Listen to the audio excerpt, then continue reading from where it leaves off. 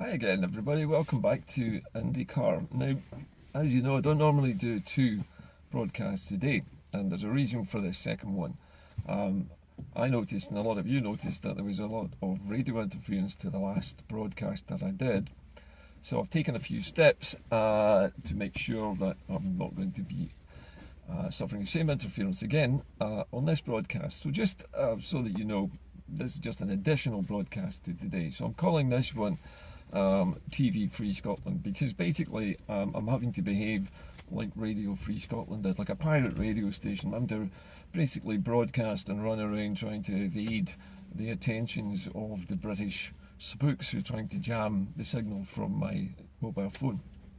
Anyway, subject of this particular broadcast is basically a carryover from the last one. I was looking at the subject of Boris Johnson particularly, and also Nigel Farage. Now, you might be thinking, okay, well, we know Nigel Farage is the guy who basically started the ball rolling with the whole Brexit thing. I mean, it's been going for years. But what's weird about it is that, and it hasn't seemed to have occurred to many people so far to question this, but the departure of the diplomat whose leaked cables were published this week, who criticised Donald Trump's regime for calling it incompetent and dysfunctional, and making other probably perfectly reasonable and accurate observations about what was on in the White House. But because it's been made public, this is now a public embarrassment to the British government, whose only trading partner after Brexit appears to be the United States. So it's a major cause for concern. You'll notice Donald Trump's response to it was decidedly muted by his standards anyway, basically saying that the diplomat was stupid and a very silly person. He really didn't spend an awful lot of time berating the man for insulting his presidency and his administration, which is a little bit out of character for Donald Trump. But then when you think about this for a moment, you'll remember a while ago I said to you, nothing in politics happens by accident. Everything is rehearsed, everything is done for a purpose. Now, the only people who could have leaked this particular document, this series of cables between Britain's ambassador in Washington and London, have to be, well, the civil service, the Foreign Office. They have to have been the source of the leak. So whoever it was who leaked the document wasn't the ambassador. But why did they leak the document? What was the point? Why try to sabotage the so-called special arrangement between the United States of America and the UK, just at the point where Britain really needs the United States to be on side? Well, I think the answer to that is wrapped up in the fact that Donald Trump's answer to this particular insult was so downplayed, out of character for him. He didn't go apeshit as he usually does. So what was going on? Well, it's been suggested, and I don't think unreasonably by some commentators today, that the reason that this diplomat has been unseated in this way is probably political. In other words, it's been a deliberate act to remove the diplomat, and so that they can insert a new diplomat in his place. Now, is it possible that it could be Nigel Farage? We don't know. But nobody has yet, I don't think, been shoehorned into this position. So this man will have a deputy in the embassy in America at the moment, deputising for him until he's replaced. But remember, it's very difficult for the Tory party, especially for a new Tory Prime Minister like Boris Johnson, who we're assuming is going to be the Prime Minister because it's pretty much a coronation event. But it's very difficult for that Prime Minister to give Nigel Farage a job because Nigel Farage isn't an MP, right? So he can't be in the cabinet, and in order to get him a job in cabinet, Farage would need to be made a life peer or something like that. Now that would be difficult to justify because Farage hasn't done anything that would make him honourable, to be honoured in that way. So what are they to do? How can they get Farage in there? Now, do you remember Donald Trump saying, after Farage visited him and helped him with his campaign, that Nigel Farage would make a fine ambassador for the United Kingdom? That was straight out of the word straight out of the mouth of Donald Trump.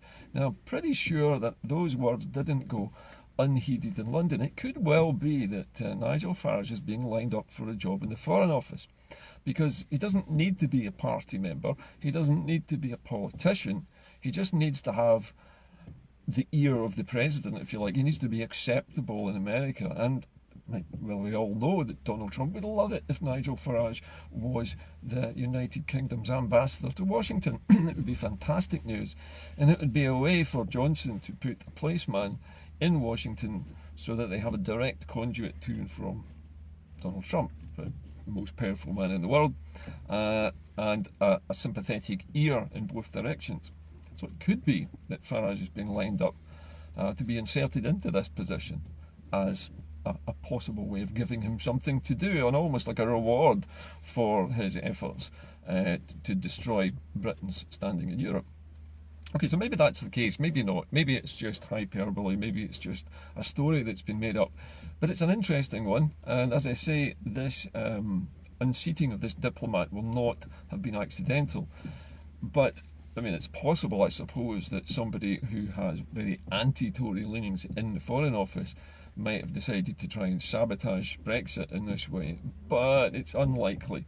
It would be too easy to be found out.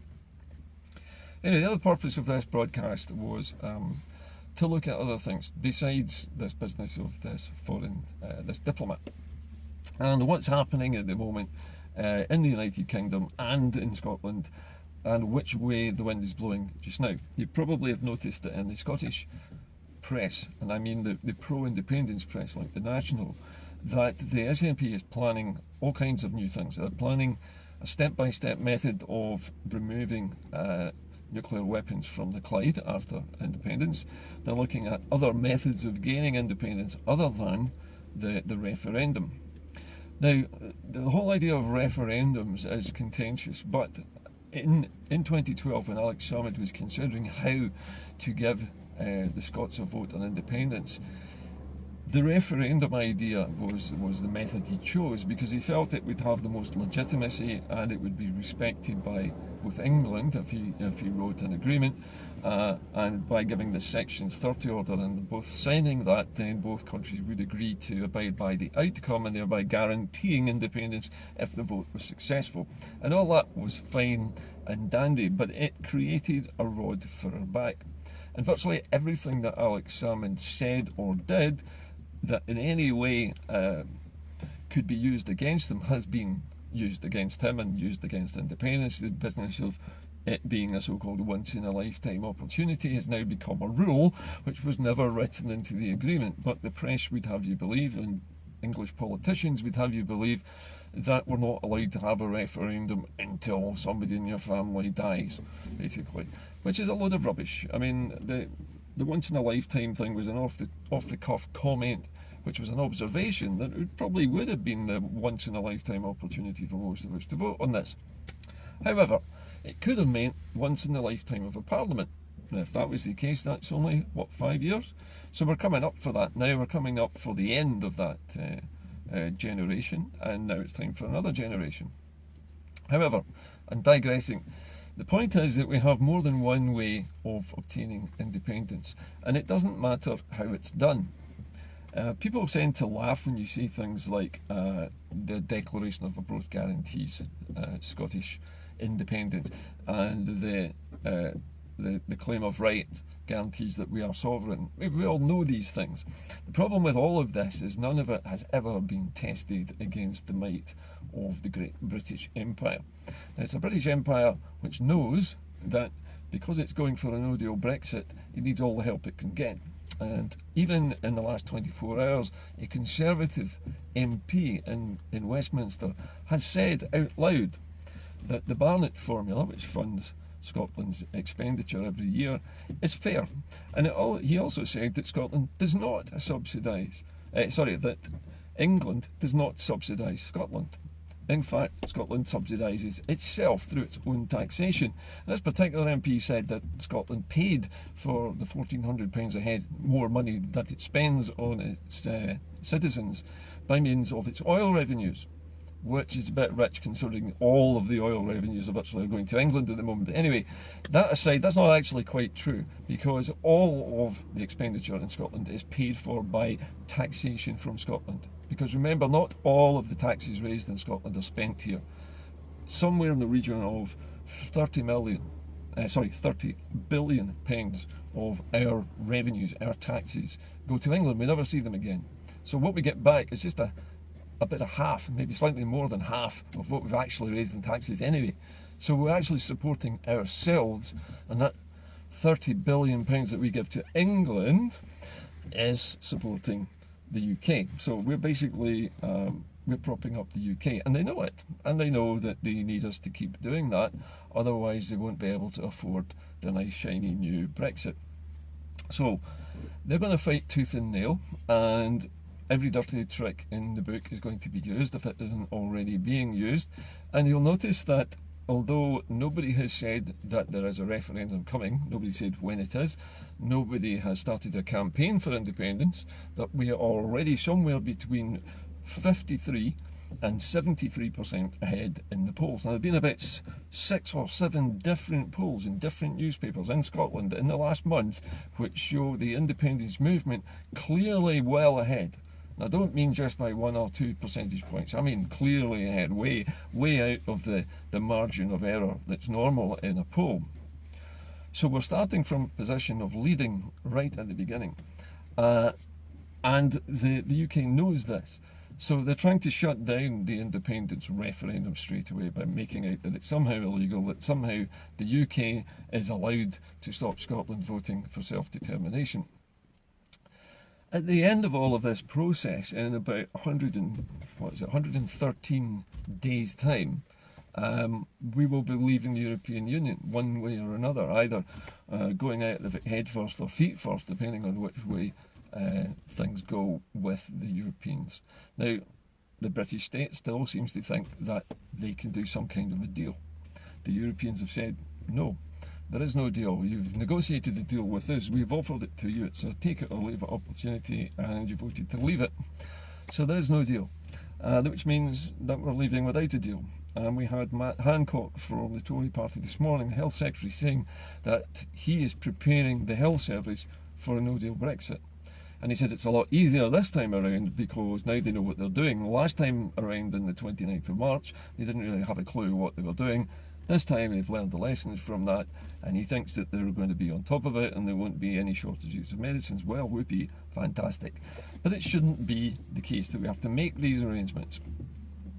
At the end of the period, at the end of this 113 days, Scotland has to have done something about it because, as we all know, the Scottish Parliament, as it is at the moment, and the devolution settlement that we accept at the moment, and the Scottish Government that we have elected and which is running the country so successfully, are all and were all underpinned by the European Union forcing the Labour Party to accept there must be devolution in Scotland, Wales and Northern Ireland before the United Kingdom was allowed to join the European Union, because the United Kingdom was not democratic beforehand, and the European Union knew that it wasn't democratic, and they forced the UK to give Scotland, Northern Ireland and Wales limited democracy in order to satisfy that precondition. Once we leave the European Union, then that requirement has gone, because the treaty which held it together, the glue which holds the devolution settlement in place, has basically melted, it's gone. And that means that the Tory party is free to dismantle devolution any way it likes. It could just abolish it the day after Brexit. It could just say, no, devolution, experiment over, that's it, finished. Mundell's now in charge of Scotland, you just have to lump it. And by that time, it will be too late. And I'm guessing that the SNP know this, because they know the constitutional history of devolution better than anyone. So what should happen is that we need to get some kind of a vote. And at the moment, the talk is that the vote will happen towards the autumn of next year, 2020, when the next Scottish election is due. But if there's no chamber and there's no devolution and there's no government left to hold the election, how are we going to have a vote? And this is a question which bothers all of us at the moment. How does the Scottish Government intend to give us a vote on self-determination if our democracy is scrapped? Now, it occurred to me today that the Scottish Government could and I think quite fairly, could make a demand on the European Union that, having created devolution, the European Union having been the, if you like, the, what would you call it, the midwife of devolution in Scotland, Wales and Northern Ireland, has a responsibility to help preserve Scotland's democracy, because Scotland, as I said, it wants to remain European. Scotland was created, its democracy was helped into being by the European Union as a condition of being a European Union country. And if Scotland is out of the European Union, forced out by England, and it no longer has a democracy, then Scotland couldn't rejoin the European Union anyway, because it has no functioning democracy in which to be a European state. So, you know, all of these things, when you add them together, add up to a colossal disaster for Scotland. We would lose not only our own parliament and our own ability to govern ourselves, but we would lose one of the preconditions of actually rejoining the European Union after Brexit. Which begs the question, why is the SNP wanting to wait until nearly a year after Brexit has happened to vote on this? It doesn't make any sense. So all I can conclude is that something else is at play here, and must be, because there is no way, I'm sure there is no way, that the government of Scotland is prepared to allow devolution to be swept away by Brexit. So something must be afoot. What it is, I don't know. I am hoping, sincerely hoping, that the European Union has given Scotland some guarantees, some bona fides, which state that if Scotland is dragged out of Europe against its will by England, that the European Union will recognise the Scottish Government as the legitimate government of Scotland. If we are taken out and not allowed to vote on self-determination, if we are kept as captives of an English fascist state, in other words, that the European Union will guarantee to recognise Scotland as a country and admit it straight back into the European Union, quite against the wishes of England, Britain, or whatever else you want to call it. But there needs to be something.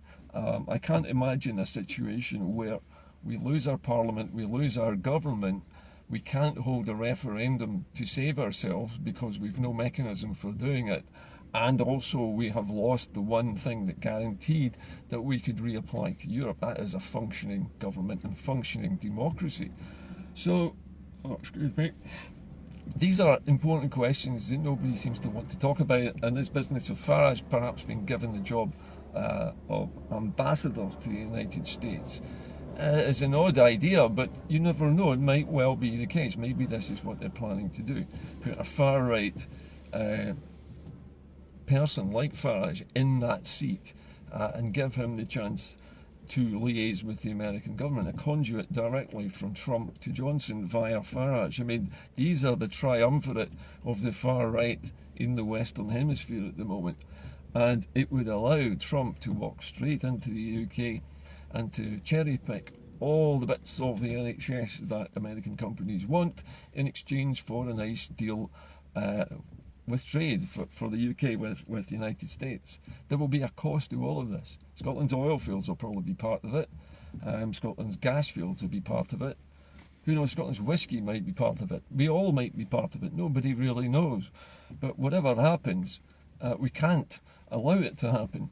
So something has got to give. We've got 113 days for our own government to basically piss or get off the pot, because it's time now to take the people with you. We're ready to go. We have somewhere between 57 and 73% of the Scottish population ready to vote for independence. All we need is the mechanism to do it. And it doesn't matter what it is, but let's get on with it. Let's have it done, and let's get it done as soon as Boris Johnson's bloody elected. Let's give him the headache of all time. Let's make his prime ministership the most evil poison chalice that anybody could get. Wouldn't it be wonderful for Boris Johnson to be the first prime minister in British history to be faced with an independence, a successful independence vote in the first 2 months of his premiership, where he has to let Scotland go or face abandoning Brexit? These are the things we have to think about. Now is the high water mark. I've said this for a while now. Shakespeare was famous for saying that there's a tide in the affairs of men which, taken at the flood, leads to glory. There was a poem at the end of Robert the Bruce, the movie, which I went to see last night, which incidentally I recommend to you. It's excellent. The poem has a couple of lines, and the two that I remember most are from the cave scene with the spider. And it's a little poem which is sung, and it says, "The spider's web must first be spun, and justice's song must be sung." And I think, or the song of justice must be sung. And I think this applies to us now. The spider's web has been spun. Now it's time to sing justice's song. And I think, if you get a chance to go and watch that movie, it is very uplifting. It's a very emotional film, and it's not what I expected it to be. People have complained it wasn't all shot in Scotland. I don't think that matters. They've complained about the accents. I don't think that matters either. I think the story is excellent. I think the acting is wonderful. And I think it examines what it's like to be a man leading a country where he's at his lowest point and he's feeling defeated. He's on the point of giving up, and somebody takes him in, nurses him back to health.